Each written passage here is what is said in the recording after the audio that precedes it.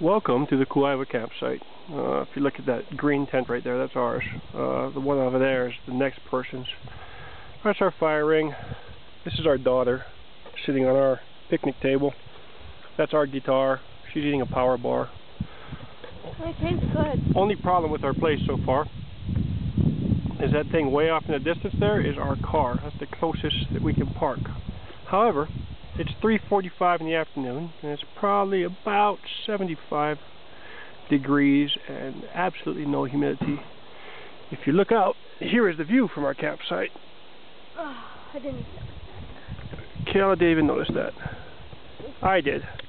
That up there is a big ass mountain with some glaciers. Can you see it? Clouds are moving.